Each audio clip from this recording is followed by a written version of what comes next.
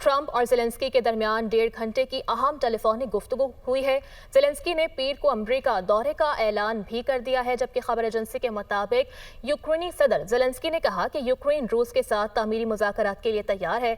से अफ्रीकी मुज़ाकरात की हिमायत करते हैं। यूरोप को मुज़ाकरात के तमाम मराहिल में शामिल होना चाहिए।